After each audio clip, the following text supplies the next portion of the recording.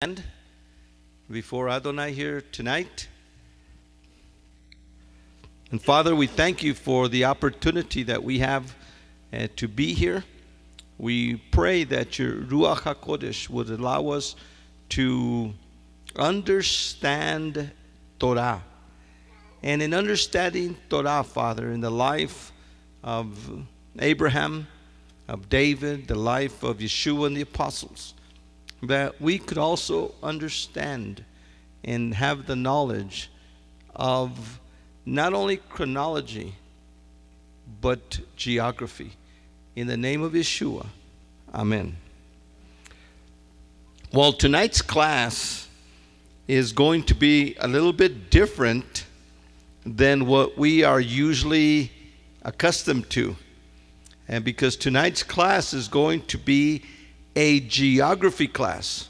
Now, one of the things that I want to make sure that we all learn and that every one of you learns so that you could teach others is that we need to have what I call holistic approach to understanding Torah. A holistic approach to understanding Torah.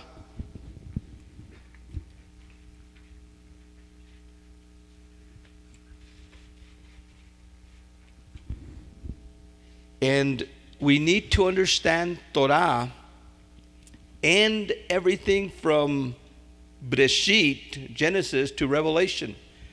But what we need to do is make sure that we understand every aspect of it.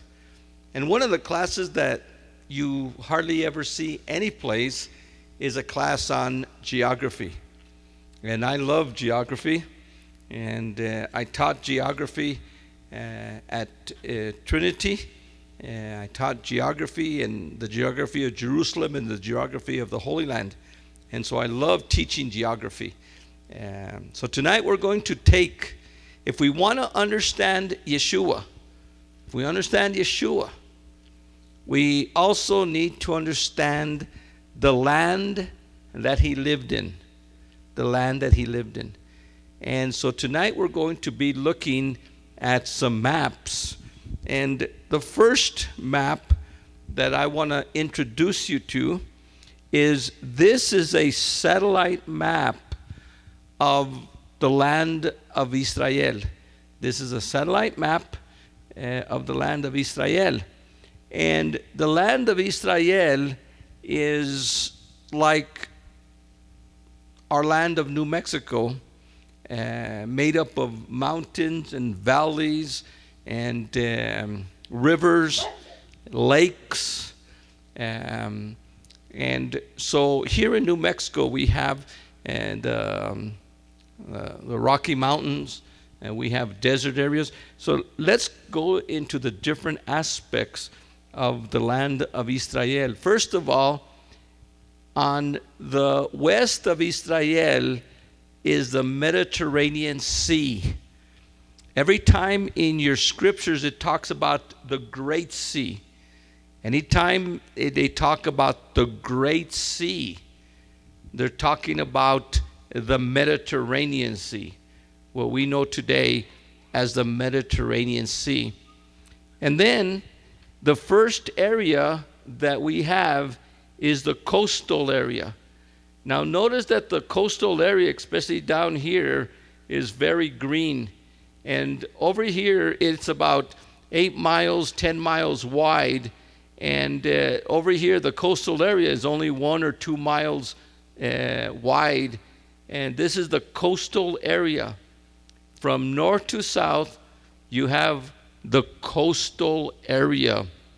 Now, the only break in the coastal area is what's called the Carmel Range. This little jettison out there into the Mediterranean is called the Carmel Range. And Mount Carmel is right here. And then over here you have a bay. This is Haifa Bay. In fact, this is the only navigable bay that's naturally navigable where you could bring ships in today. And of course, today the modern city of Haifa is here. The ancient city of Akko is right there. And then over here you have Lebanon. There's Tyre and Sidon, and this is Lebanon. So Israel today pretty much starts right here in southern Lebanon. And again, the coastal range. The coastal range is very skinny over here, and over here it gets wider. Part of the coastal range is this area right here called the Shephelah. The Shephelah is lowland hills, and over here is a series of lowland hills, and very much like our mesas. With yes, sir. No, the hill country is this area right here. The Shephelah is small lowland hills. The hill country is a mountain range, actually like not as big as our Sandia Mountains here in the sense, but it's more of a mountain range. And the hill country is the second part, and that's what we call the Central Highlands. We call them the Central Highlands. And of course, Jerusalem is in the middle of the Central Highlands. And you have the mountainous, the hill country in the north, and the hill country in the south, in Judah. And so this part here, and we're going to look at the map from the time of Yeshua, but this is more of a modern map today, and this is the Central Highlands. And of course, the Jezreel Valley crosses the Central Highlands here, and then you have Nazareth and the Upper Galilee. This is the hills of Galilee. And the word Galilee, the Galil, Ha-Galil, means the circle. And as you could see, it's a circle of mountains over here on the north side, north of the valley that goes from Haifa, comes here to Beth Shean, this area right here. So this is a valley. And so the Central Highlands of your Upper Galilee Highlands, and then the Samarian Highlands, and then the Judean Highlands. And of course, from here down south is what we call the Negev, and this is a deserty area. And there's two types of deserts over there. There's the sand desert, which you could see actually starting right here, and this goes all the way up into Sinai and the Sinai desert. But you also have some high deserts, wilderness area, and the Negev, and this area right here is very rugged, as you could actually see on the map, very rugged. And the city here of Beersheba is the southern end of the highlands at the bottom and the beginning of the Negev. So Beersheba is kind of beginning to go up towards Jerusalem if you want to go from the south, and then it is the deserty area here and the wilderness area of the Negev. And the third line, of course, the first one is your coastal plain, and then you have your Central Highlands, and over here you have your Shephelah in between. The third area is the Jordan Rift Valley. This is called the Jordan Rift Valley.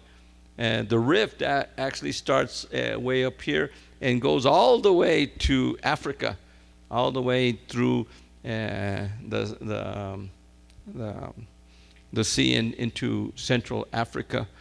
And of course, in the Jordan Rift Valley, you have two seas, the Sea of Galilee, or actually lakes. They're more like lakes. And so you have what we call the Sea of Galilee, or Lake Kinneret, and then you have the Dead Sea. and you have the Jordan coming down from the Sea of Galilee, emptying into the Dead Sea. And of course, Jerusalem is there. Tiberias is there. And this is Mount Hermon. And Mount Hermon, as you could see, has snow. Many years it has snow all year round. Here is the city of Hatzor and the city of Dan. Here's where you have 4 rivers from Dan and Hatzor and these areas that actually are the origins, and the waters coming from Mount Hermon actually make up the upper Jordan, and they are the headwaters of the Jordan here, the river there in Dan. And if you ever go to Israel, make sure you go to Dan. Dan is one of the national parks. Most of the archaeological areas in Israel are part of the national park system, and as part of the national park system, you are able to go in there, and it's a national reserve. And especially Dan up here in the north, and Hatzor, these areas are excellent to look at. When Abraham came in here through Damascus, and what is now Damascus, and the first city he comes in is to the city of Dan. And in the city of Dan, you could see today the ancient gate that it was Abraham actually went into that gate, because in those days, when just like you come into a new place, you come into the border, and you have the migra there, immigration, and they want to see today your passport. Well, it was no different in those days either. And so the gate of Dan, the northern gate of Dan, is a gate that Abraham. Now, what's interesting about that gate, there's 2 gates in the city of Dan that are really important. One is the Bronze Age gate from Abraham's time, and that one's made of adobe. It's the furthest north adobe gate that has ever been found. The other gate in the city of Dan is the Iron Age gate from the time of David, and there on that gate you could actually see where the elders of the city sat, and there's a place that they put there where the king sat. And when you came in the time of David, that's the gate that was you came in, and so that's the city of Dan. Up here is the headwaters of the Jordan. And then the Sea of Galilee, very important in the time of Yeshua. In the time of the patriarchs and David, it wasn't that much of a important city or place, but in Yeshua's time, very important. And again, by the way, from here, from the bottom of the Sea of Galilee to the entrance of the Jordan Valley waters to the Dead Sea, this is 70 miles. So as you could see, Israel is a very small place. Israel is a very small place. And so we have 70 miles here. So if this is 70 miles, think of it. Now, the 4th area is the Jordan Highlands. So you go into the Central Highlands, into the Rift Valley, to the valley area, and then you go into the Jordan Highlands. Today, this is the country of Jordan. So Israel today is just this small area right here. This small area right here. About 200, and over here, some 20, 30 miles over here, some about 20 miles here. So it's a very small area. that we have here. And so you have your coastal plain, your central highlands, your Rift Valley, and your Jordanian highlands. And as you could see here, in the time of Yeshua, in the time of biblical times, the Dead Sea came up to here. And over here, you see this little thing right there? That's called Lashon, that's called the tongue. And it used to be like a tongue sticking out. Today, because of water being taken here, not enough water is coming in here, so this is drying up the whole. And as you could see, that water is blue, which means that it is it is not very deep. And so here's where they're getting a lot of the minerals. They're getting a lot of the minerals there. They're harvesting. So this has become a harvest area of minerals. And of course, the Dead Sea is also called the Salt Sea. And the Salt Sea means that it's made of salt. And so if you ever go to Israel, make sure you go to the Dead Sea. And then you could float and try going underwater, and you can't. It keeps you up, and you could lay down and read a newspaper just on the sea there. And so that is kind of like a bird's eye view of the land of Israel today. 4 geographic areas: the coastal plain, the central highlands, the Jordanian Rift Valley, and the Jordan area, the country of Jordan. We'll stop here for a couple of questions. And remember, we're taping it, so we'll stop for questions. And so, Michael, first. Right by the Galilee, the Sea of the Galilee. Yeah. Right around there is the city of Galilee right near that. That's where, if I'm not too mistaken, that's where the Beatitudes took place.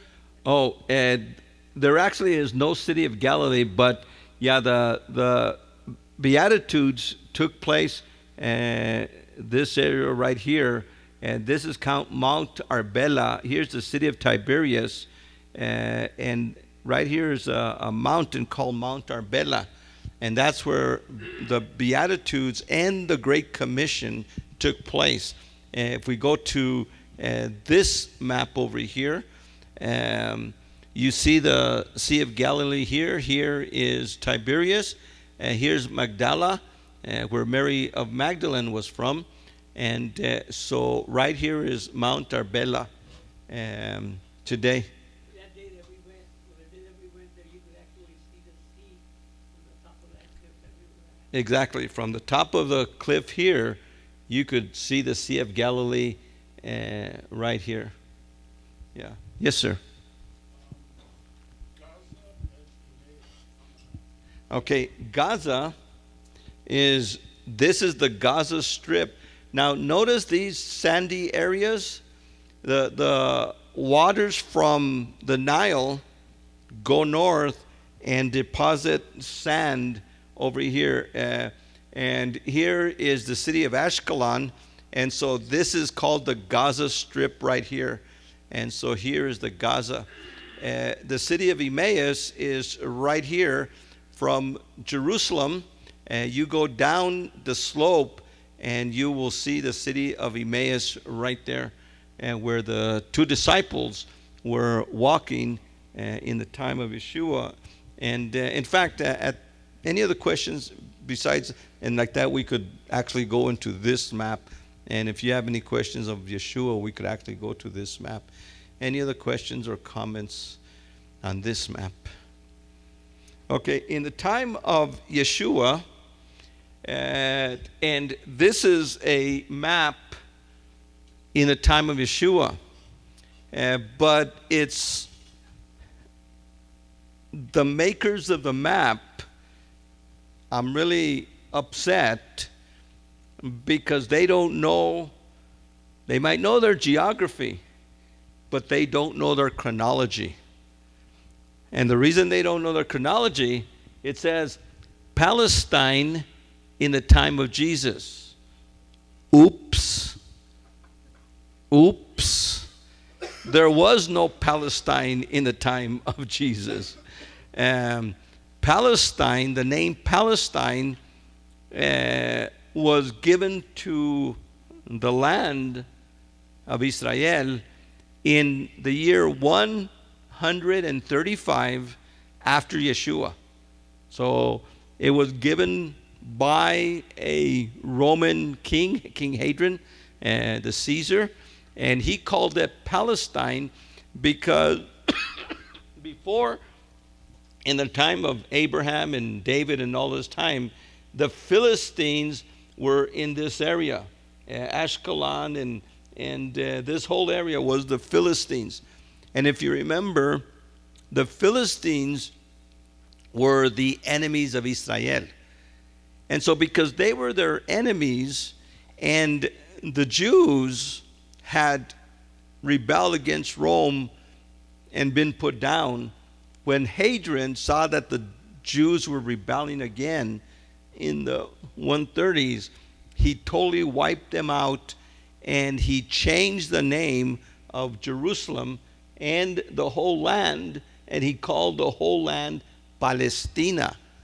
Syria, Palestina, because what is now Syria, Lebanon, and Israel was under the Roman district of Syria, and he called this Palestina.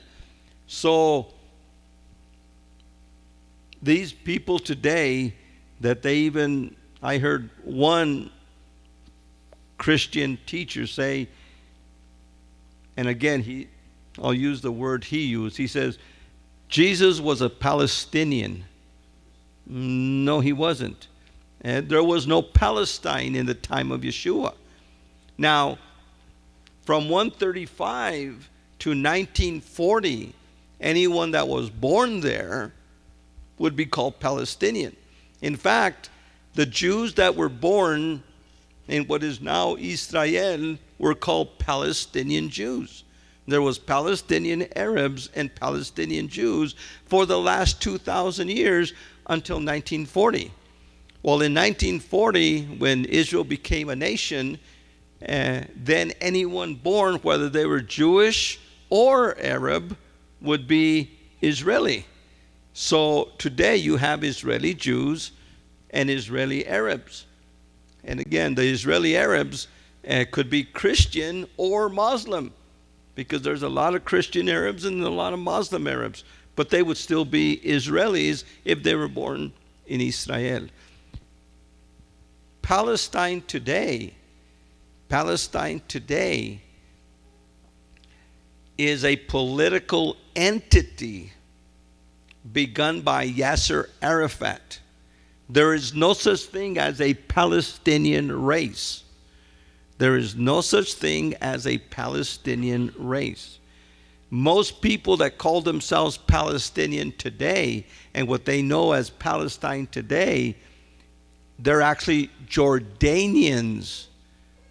So the Jordanians, right after 1940, 1948 and 67, when they were kicked out by Israel, between 1948 and 1967, the people that today we know as Palestinians were actually Jordanians that had been there and that had come in, or some of them had been there before.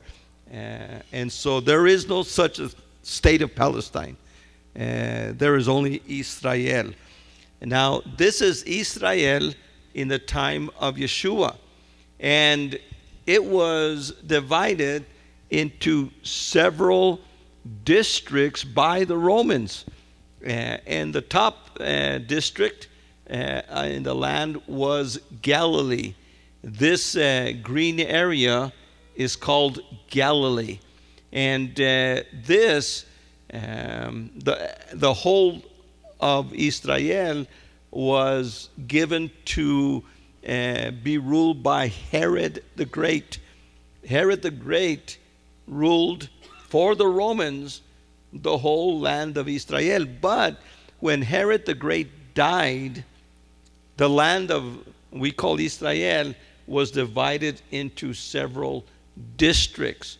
And Galilee was ruled by Herod Antipas, and this is the guy in Yeshua's time. He only ruled this. One of the Herods was given Samaria and Judea, but because he was a bad guy, they kicked him out, and the Romans brought in their governors. And their governors ruled this area of Samaria and Judea. And the governors of Pontius Pilate, being the most famous governor that we know, ruled this area out of this little town called Caesarea. Caesarea.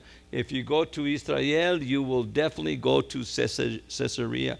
And Caesarea today, a big Roman colony was there. And Cornelius, by the way, if you remember, was stationed in Caesarea. So when you go to Caesarea today and you see the Colosseums, always remember, when you go to Israel, always remember this.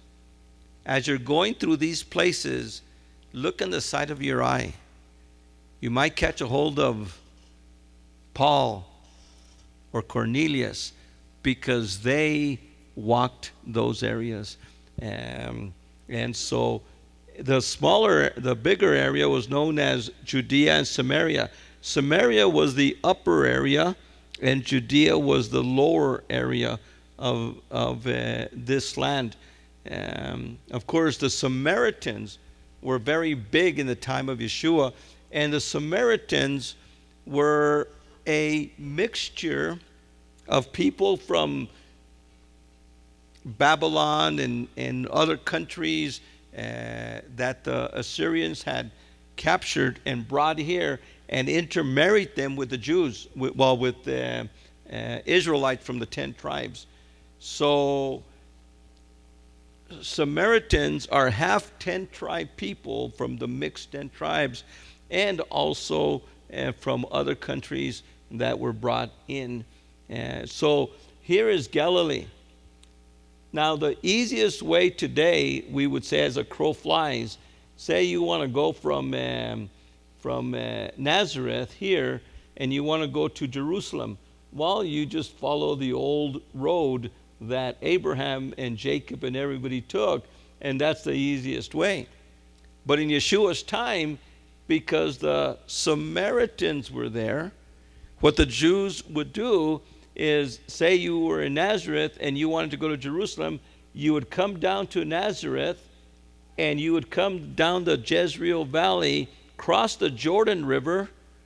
On the east side of the Jordan River, you would come in, and then over here by Jericho, you would cross again to come to Jerusalem. So instead of going straight up and down, every Jew would come down here and in what we call Beshian, cross the river, then go on the east side, and then cross the river back over here, just so that they won't be around the Samaritans. Because the Samaritans, because they were considered a half-breed people, the Jews would consider them unclean. And the Samaritans would consider the Jews to be too arrogant. And so there was hatred among them. As you remember from the stories of Scripture. And here's Jerusalem. Again, there's Emmaus. There's Ashkelon, the Gaza Strip. Bethlehem is only 8 miles from Jerusalem. Here's the Herodium. The Herodium, somebody was asking me the other day, this is where Herod is buried. A mountain he made up himself. He had a small hill, and he took a mountain that was there, and he actually moved a mountain and built a palace on top of a mountain from a mountain he had moved. Of course, here is Jericho, and here's where John the Baptist was baptizing. John the Baptist would baptize here, and John the Baptist would baptize there.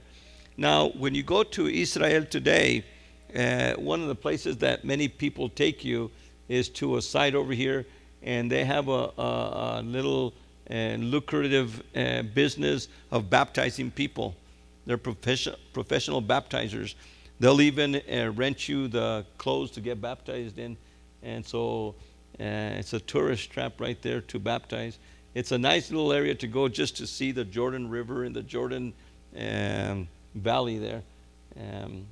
But here's where John the Baptist was baptizing by Jericho. So think of it. If anybody from the north or from the east wanted to come to Jerusalem, that crossing right there was a place where everybody would go through. It was coming into Judea from the other side, the unclean side of the Jordan. And think of it, all this was unclean. This was the unclean side. That's why when Yeshua came from and crossed and walked on water and crossed over here, he was actually coming from the unclean side to the clean side there in Capernaum. So let's stop here for questions that anybody or comments. Yes, sir, back there. You were saying they referred to themselves as Palestinians like prior to 1940. 48, yeah. I thought they referred to themselves as Sabra. A sabra. The word sabra means a cactus. And a sabra is an Israeli term for anyone that is born in the land. So anybody that is born in the land of Israel consider himself a sabra or a cactus. And like cactus are prickly on the outside but juicy on the inside. And they, it's kind of like a way of saying, yeah, we Jews might be brash on the outside, but inside we're very soft and cuddly. But that is more of a sociological term, but a political term to the people from 135 of the Common Era to 1948. They would be known as Palestinians, whether they were Jews or Arabs, because it was a term that the Romans gave to the land. And of course, if you're born in France, you're a Frenchman. And wherever you're born, that's who technically you are. So that's why we would use the term. But Yeshua, Jesus, there was no Palestine in the time of Jesus. Yes, sir. Two-part question. Now that you brought that up about baptism over there, the Jordan River, the tourist area, is it official to get baptized there? Or is it? Well, some people, when you believe, you should be baptized. But what a lot of people do, when they go visit Israel, a lot of the tour companies, and if you go to this little place right here, you'll see every Christian bus of tourists is right here, and they bring the tourists in, they get them off the buses, they get them and they line them up, and some days there'll be like 300-400 people just lined up ready to get baptized. So again, if you want to be baptized in Israel, what I would say, go off by yourself or your little group and go to the Sea of Galilee and find a spot and get baptized there by yourself, or the Jordan River, find a good place and get baptized yourself. But to me, this is kind of like more of a tourist trap, Yeah, a lot of people do it, and it's okay. I don't have no problem. It's official, But see, most people that have been baptized, it's a rebaptizing, or what we could call a rededication. So I'm sure you were already baptized before you got there, right? And when you were first baptized, that's the one that Adonai honors. And again, just like you're married, okay? You get married. But then say, well, I want to get, in fact, renew your vows. Is it okay to renew your vows here or over there? Yes. In fact, a lot of people, here is Cana. Where's Cana? There's Cana of Galilee.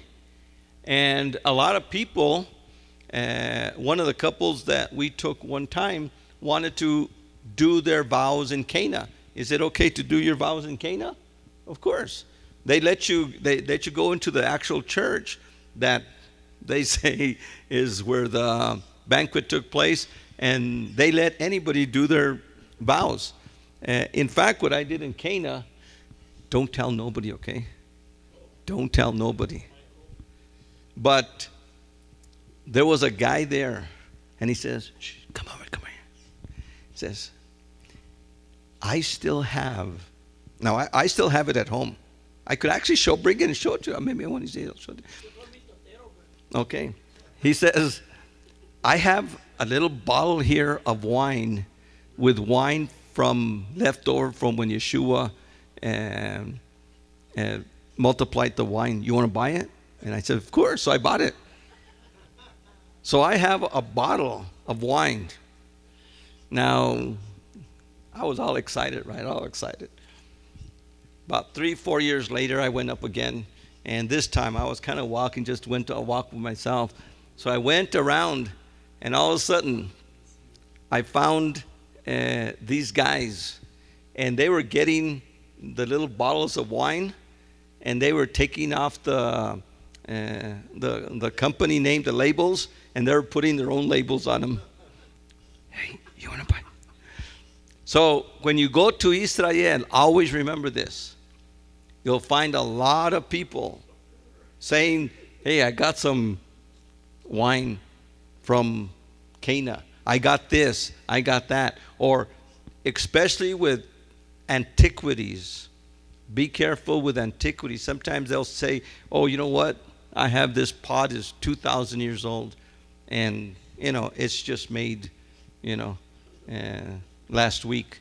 So whenever you go to Israel, be careful with all these places, what they call tourist traps. Now there's some really good places that are tourist traps that I take people, because there's a lot of good stuff that, like stuff that's made out of wood, carvings. Oh, they are expert in carving wood, and I like wood carvings out of the olive wood, and they're excellent. And this helps support the industries over there too. So make sure you buy some good stuff, but make sure you know what you're buying, and make sure you. Okay, yes, ma'am. What place?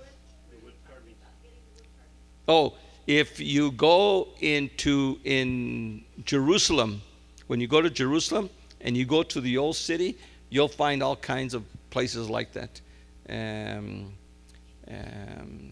So there's hundreds of thousands of them. If you go to Nazareth, one of the things that is interesting about Nazareth, in Nazareth they have an old city. They have a museum city that you could actually walk through, and they have all the shops as they would have been in Yeshua's time, and they have people making wine. They have people with a little burrito going around in circles squashing the grapes. So there's several of these places that you could actually go to where you could see life as it was in the time of Yeshua. And Nazareth is one of those places. At Nazareth, you could also go to a place where the water comes out as from the time of Yeshua. So in that place, that Mary was there. Not only there, but you could go to over here in Jerusalem, where John the Baptist grew up, and all these places that the natural sites are the authentic sites. Usually where there is a church, Sometimes it's over an authentic site, sometimes it's over a non-authentic site. So part of the thing is doing your research, finding out where these places are. And yes, sir. Well, I heard now that in Jerusalem, since Bethlehem has become 90% Muslim, Mm-hmm. you may or may not want to buy, may not want to buy because products, I'm not stereotyping, but because the artifacts or merchandise that they sell is made by them, saying that they're Jewish, Ac- rather buy, yeah. rather buy outside that perimeter because I know somebody who bought something that was pretty expensive and it wasn't Jewish, but it was made by a Muslim. She said it was Jewish, and it was made Right. by a Muslim. Actually, All that has changed now, the boundaries. How did they have that wall up? yeah. Actually, what you're talking about here is in Bethlehem is about 8 miles south of Jerusalem, and Bethlehem used to be a Christian city, and the Arab Christians there used to make all the olive wood stuff. Not Jews; they were Arab Christians. Well, the Muslims have taken over much of Bethlehem, and most of the Arab Christians have taken off. But the shops are still there, and the shops are still being run by people that might say they're Christians, but we don't know if they are or not. But here in Albuquerque, we have a Holy Land Gifts store, and one of the questions is, are they owned by Arab Christians? And they cannot confirm or deny it. So, yes, sir.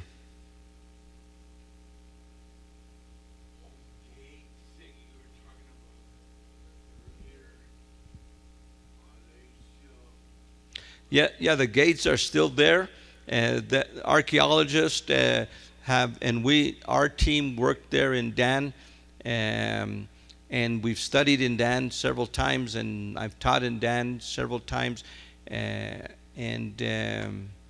so yeah, those gates are still, and we're still working. You know, a lot of archaeologists are still working in all this area. I've worked in Dan, and I've also worked in Bethsaida here. In fact, I have a metate, a mano from a metate that I found in Peter's house. We were working on, if you go to Bethsaida and you go to the fisherman's house, that is Peter's house, the fisherman's house, and because it's run by Israel, they don't want to say St. Peter's house, but it is Peter's house, and it was a fisherman's house, they call it, and I found it in one of in the kitchen area there, and so that is from the first century that Peter's family would have used, and of course I've worked in Megiddo, and the Temple Mount, and Sodom over here. By Mount Nebo. Here's Mount Nebo. Yes. Did Yeshua ever walk in southern Israel? The New Testament verse. Did he ever walk what? In the southern part of Israel. Yeshua, of course, was born here in Bethlehem, and they traveled through the southern part of Israel when he was a baby. Traveled to Egypt, and then they came back up and then went to Nazareth, grew up in Nazareth, but every so often they would come to Jerusalem for Passover every year, and his ministry was mostly over here. Only one time did he go as far as Tyre, but most of his ministry was over here. One time they did go to Caesarea Philippi, and over here, Caesarea is where the gates of hell is, and here's where he asked them the question, who do people say that I am? But mostly Yeshua stayed in Galilee and in Jerusalem. That's the only place that we know that Yeshua stayed. There's conjecture on the transfiguration that he was at Mount Hermon. Correct. Here is Mount Tabor. You see Mount Tabor here? Here's Mount Tabor, and here is Mount Hermon. Now, did the Transfiguration take place in Mount Tabor or in Hermon? And that's one of those questions that nobody knows. We don't have no archaeology. The reason that people say that it happened in Mount Tabor is when he came down, he came to the city of Nain. Here's the city of Nain. And Mount Tabor is right there. So from here to here, it's only, like about a 3-4 hour walk. So that's why Mount Tabor is, most people say, because he went to the city of Nain. And the city of Nain is where he cured the demoniac, one of the demoniacs. And this is, were you with me, Miguelito, on the bus, where we were traveling at night? We were traveling from Caesarea, and we're going to Tiberias. And we had 2 buses. I was in the back bus, and Dr. Collins had the front bus. And so I was the tour leader on the back bus, and he was the tour leader on the front bus. And we were going, and it was nighttime. And so we were going, and I hadn't had a Big Mac for I don't know how long. And so we're going, and I was so hungry. And Dr. Collins does not like to go to McDonald's. And so I was saying, oh, have him stop. And you could see the golden arches in the city of Nain. And what does he do? All of a sudden, I saw the blinking lights on his bus. They got off, and we went over there, and we had remember those big, and they have a big hamburger. I don't know what the name of it was over there. In fact, I got the pictures where they were like, I was like $40 for a Big Mac or something like that. For shekels, 40 shekels. And I got a lot of pictures. And by the way, show them to me, because when we sold the other building, right before we completely got out of it, the people that bought it came in and threw all our stuff away before we were able to get out. So they took all my pictures. But anyways, that is the city of Nain. So most of us think that Mount Tabor is the Mount of Transfiguration, rather than Hermon up here. Yeah, some people believe Mount Hermon. But again, that's one of those things that we will never know until glory. So, Ashkelon. Ashkelon is right here. You were saying something about a palace that fell into the sea or something? Yeah, Ashkelon is one of, Herod had a lot of palaces. Herod had a palace in Ashkelon. He had a palace in Jerusalem. He had a palace in Bethlehem. He had a palace here in Sepphoris. And he had a palace here in Masada. And he also had a palace here in Macarius, right there. He had all these palaces. And what the palaces were what we would call out today bug out places.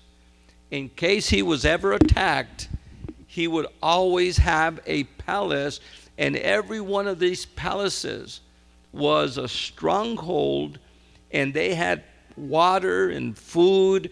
He had servants. Some of these places, in fact, one of the questions is, did Herod ever go to Masada. We don't have no examples of Herod ever being in Masada, but Masada was one of his strongholds. In case something ever happened, a rebellion, he would go to it and he would be safe for years. And so one of the places was Ashkelon. Now, Ashkelon in the time of Yeshua was a cliff overlooking the Mediterranean Sea. So he could look, if he ever went there, the sunset over the Mediterranean. Well, since the time of Herod to today, half of the palace, because of the waters, coming in, actually fell into the sea.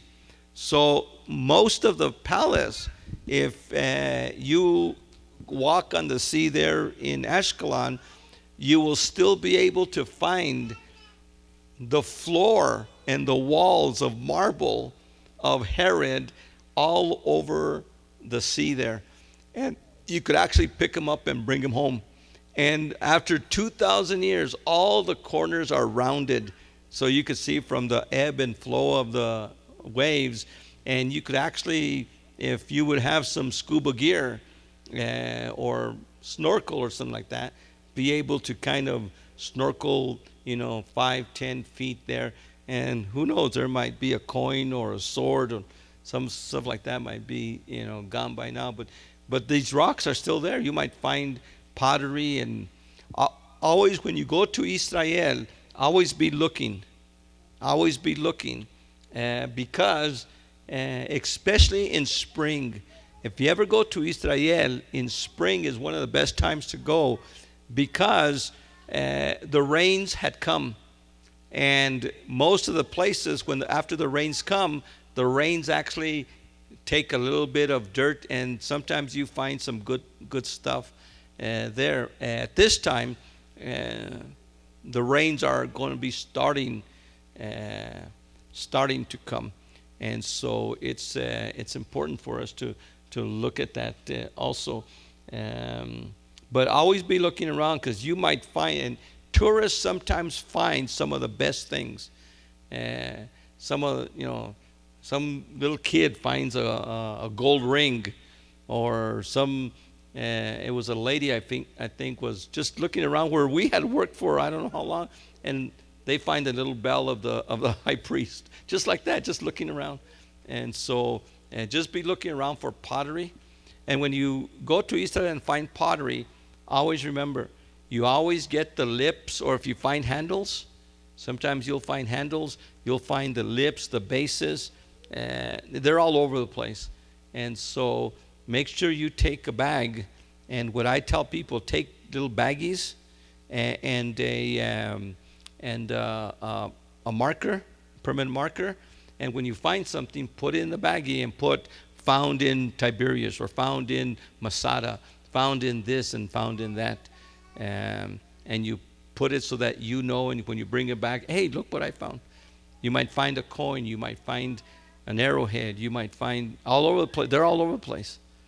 So, anything else? Geography. This is the geography of the land of Israel in the time of Yeshua. James, you want to add? James has been to Israel a lot of times. Anything you want to add? As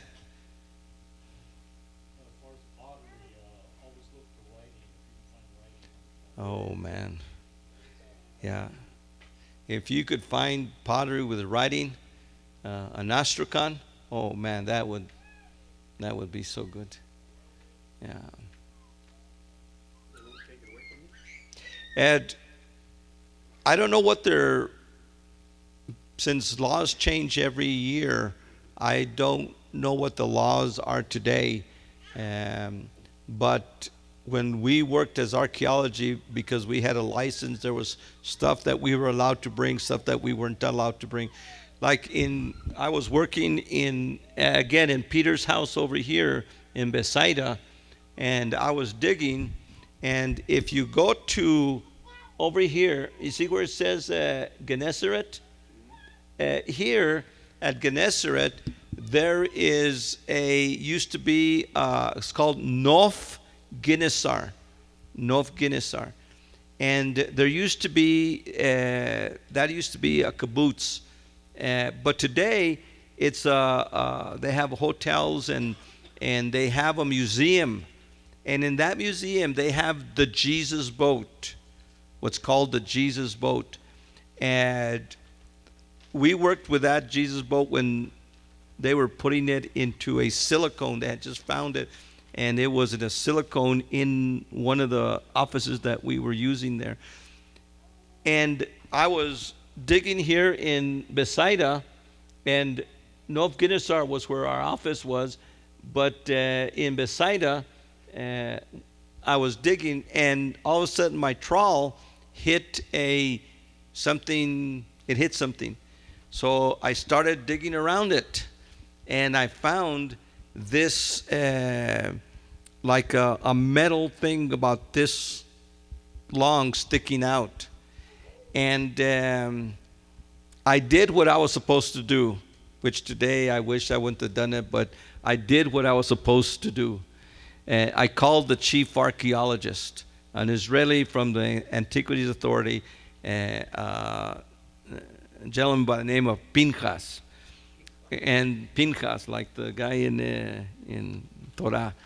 And so he came over and he says, wow, look at that. That's your parsha.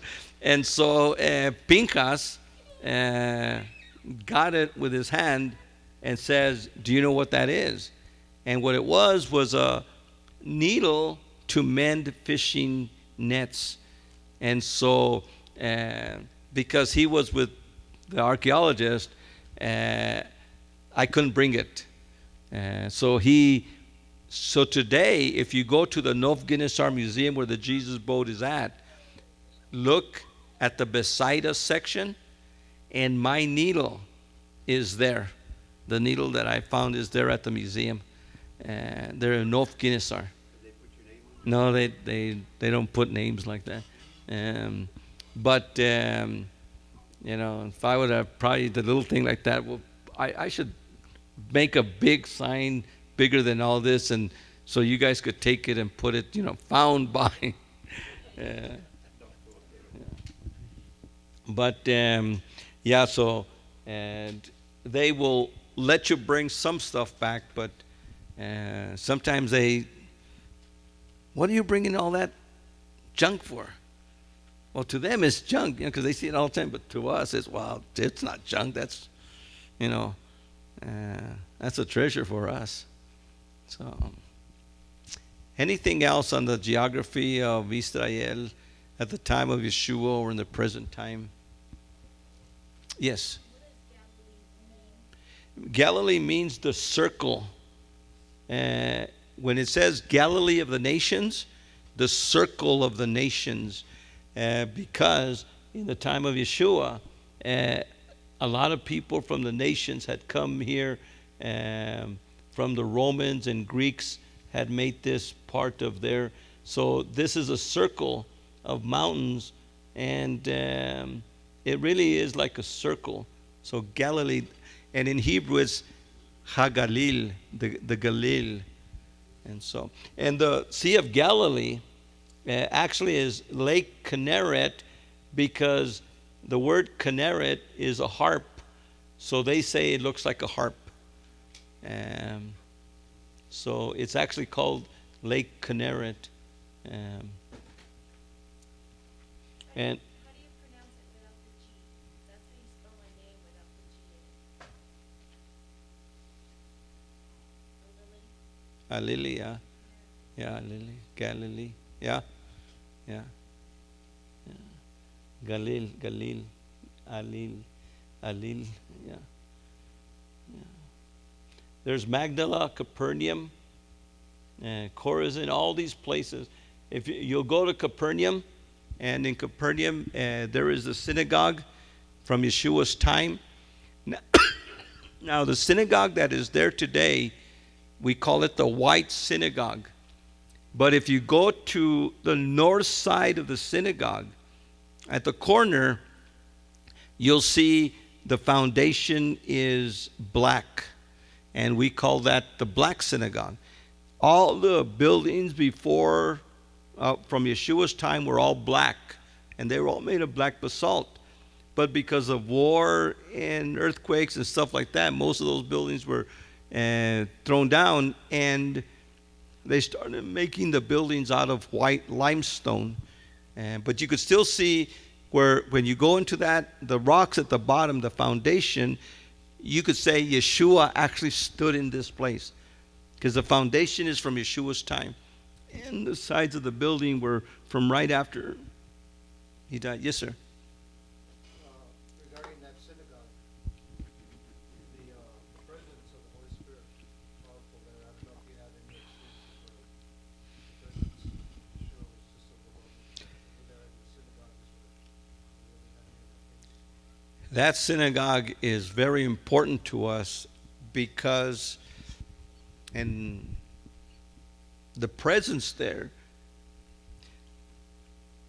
like the steps of the southern steps of the Temple Mount, these are places where you know Yeshua, his feet actually stood there. And some of these places, just when just going, just you just yeah, you just have that sense of, think of it, the Savior of the world walked over here. Just like even now here in Albuquerque, you know, I say, when I look at the Sandias, can you imagine my father, my grandfather, my great-grandfathers, they saw these mountains. They actually saw these mountains. But can you imagine now, we're talking 2,000 years ago, not just grandfathers and great-grandfathers. In fact, we were going through Laguna the other day, and I was telling the kids, you see that little white church? Think of this. Our great-great-great-grandfather, your great-great-great-grandfather over there, was the pastor of that church. That same building. In fact, his name, as when you go in, his name is right there. He was the pastor. Our Otero, the original Otero, came to New Mexico in 1732. In 1732, he was the pastor of that same building. I say, you know, you go into that, you've probably been in there a lot of times, and I say, my grandfather was the pastor of this building. But can you imagine Yeshua? 2,000 years ago, he walked. When you go in that synagogue, when you go in those steps, he actually stepped here. You know, and that's awesome. Yes, sir. Where I felt the Holy Spirit the most was the Sea of Galilee. Mm-hmm. I get up every morning about 6, 7 o'clock in the morning, just hang out, Mm-hmm. take my shoes off, walk in the mud. Mm-hmm. Not too far from where they found that Jesus place. Mm-hmm. But just the presence of sunrise, it's probably every morning. Yeah. Yeah. Yeah. Now, make sure when you go to Israel that you eat St. Peter's fish, tilapia. Yes, sir. I remember in the book of Psalms, I believe, it mentions Yerushalayim as the center of the universe. Yes. Do you believe that literally or figuratively? I believe that literally. And the reason Jerusalem is the center of the universe, and remember, because science cannot measure, then science cannot speak. But because Adonai wrote the book, then he could speak. So I definitely believe that Jerusalem is the center of the universe, and I believe the earth is the center of the universe. Now, yes, we go around the sun, but where man is, that is where Adonai's heart is. And Adonai's heart is where we are. And so I look at us and our galaxy as the center of the universe from Adonai's perspective. And remember, his perspective is the only one that matters, because science cannot speak to it. All they could say is, well, we don't know, because they don't.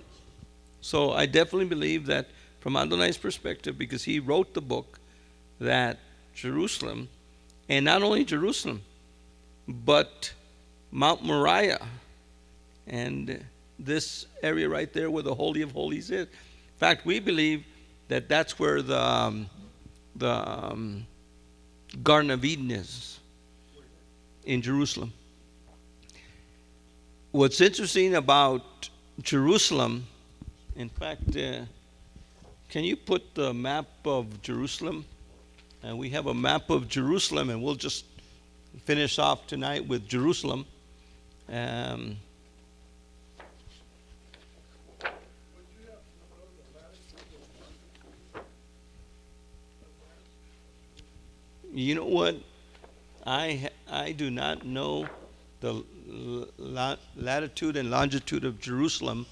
I have it someplace, but yeah, this one right here. This is the old city, the city of Yeshua's time. Now, in Yeshua's time, here's the Temple Mount. The city did not go north, and here, right, this place right here, that is the Church of the Holy Sepulchre. Now, today, it is a Roman, Greek, Latin church. Several churches, several Catholic denominations run it. But in Yeshua's time, that was outside the city. Here is the Temple Mount. Now, what's interesting is that if the Temple Mount, that is the Temple Mount today, where the Holy of Holies was, if that was pre-flood Garden of Eden, because remember, the geography of Jerusalem and the whole world changed at the flood. So a pre-flood geography would have been a little bit different. But when the waters went down, what was there before got wiped away. But what's interesting is that this place right here is called Golgotha. Golgotha, or Calvary. Why is it called Calvary? Why was it called Golgotha? Anybody know what Calvary means? The place of the skull. Have you noticed that some of the old pictures of crucifixions, there is a skull at the foot of the cross? If you look at some of the old pictures of crucifixions of Yeshua, many of them taken by, artists, notice that there is a skull at the foot of the cross. That's Golgotha. That is Adam's skull. The legend, this is pre-Christian times. Pre-Christian times was that Adam was buried on the hill of Golgotha. Adam was buried. Now, remember, he got kicked out of Eden. Eden is east of Golgotha. Eden is east of Golgotha. If the Temple Mount, the Holy of Holies, was Eden, and he got kicked out, he was buried outside of the garden. He was buried outside because remember, he got kicked out. And so, when Yeshua died, Yeshua didn't die in the Holy of Holies in the garden. Yeshua died outside the camp. What camp? The main camp was Gan Eden, the paradise, the Garden of Paradise. And so Yeshua died over the mountain, over the hill where Adam would be buried. So many of us believe that the Temple Mount is the Garden of Eden, and Yeshua died right on the place, and his blood, and there is a crack. In fact, when you go into if you go to Jerusalem, go into the Church of the Holy Sepulchre. Now, the Church of the Holy Sepulchre is when you walk in the door, to the right is the hill of Calvary, and to your left would be where the tomb would be. But if you go to the right, there's some little steps that you go up, and you could actually, through plexiglass, you could actually put your hand on the rock of Calvary. Now, people call that the Catholic Calvary, and right here is the Protestant Calvary. Right here is called the Garden Tomb. Most people take you today to the Garden Tomb, but the Garden Tomb, the Protestant Calvary, wasn't there at the time of Yeshua. In fact, where right here is the Skull Hill, and you'll see right here, there's a road goes through this way today. Here's a museum, the Albright Museum, but Skull Hill is right here. But in Yeshua's time, there was no Skull Hill. That was actually cut out of the rock years after Yeshua by Hadrian in 135. So it wasn't there in Yeshua's time. So, yes, sir. I don't want to dispute, but Yes.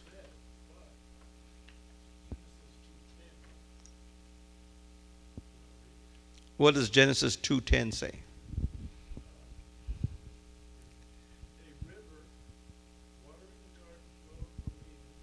There was separated from the four headwaters. The name of the first is Lifeline. It runs through the entire land. Havilah, where there is gold. The gold of the land is good. The name of the second river is Gihon. It winds through the entire land of Cush. The name of the third river is Tigris. It runs through the east side of Asher. And the fourth river is Euphrates. The Lord God took the man and put him in the garden of Eden's work. And what does that mean? Well, I always thought, like, Mm-hmm. I always thought, because this is my original thought, is the Garden of Eden, The Garden of Eden. first result. Okay. But and that makes sense if the antediluvian changed the metamorphosis of the geography, then that would point it to what you just And let me give you a philosophy here. Remember, when you study ancient things, you have to look how people do things. And I'm going to show you something here that is very important. So, before the flood, there was a river named Tigris, a river named Euphrates, and a Gihon. And so you have these names. After the flood, on the other side of the flood, you have people that lived before the flood. And Mount Ararat is up north, and they came and they settled in the land of Shinar. And in the land of Shinar, after the flood, there was two rivers. And what do people do? For example, when people moved from England to the New World, what did they call the New World? New England. If they were from York, they named where they settled New York. If they were from here, they named it from the old country. Yeah, New Spain. No, not New Mexico. Yeah. And we do the same things. We name people, we name cities and places here from the old country. And so that's what they did. Remember, Noah and his 3 sons Larry, Moe, and Curly were from the other side of the flood. They were from the other side of time. So when they and their descendants settled here in Shinar, they named the new places. But by that time, they had drifted far away. And so what I believe is that the geography of the land had gone away. When Abraham was in Ur of the Chaldees, in what is now Iran and Iraq, Adonai says to him, leave your people, leave everything, to a land that I will show you. Why did Adonai take Abraham from Babylon to Canaan? And there, Abraham sacrifices Isaac on Mount Moriah, the very place that the Ark of the Covenant would be placed years later by David and Solomon. And today is what we call the Temple Mount. So I believe Adonai had a agenda to bring us back to the garden area. And in a sense, that brought Yeshua there as a descendant, as the seed of Abraham. And so he was destined to be here. That's why it says Adonai's face, Solomon says, Adonai's face is always over the Temple Mount, over the temple, over Jerusalem. Because it's been there since the garden time. But the flood washed it away. Of course, most people probably listening to us say, well, that's just speculation and all that. But let's stand. Father, we thank you for the opportunity that we have to be here. We pray that your Ruach HaKodesh might... Look, Father, we just looked at a little bit of geography off the top of our heads and a little archaeology and other stuff and notes that we have. And so I pray that your Ruach HaKodesh might just bless each one as they go. In Yeshua's name, amen. And thank you for your gifts. And we have a basket there in case anybody wants to give an offering here. Or please, if you're listening to us on YouTube, send us an offering. Shalom, shalom.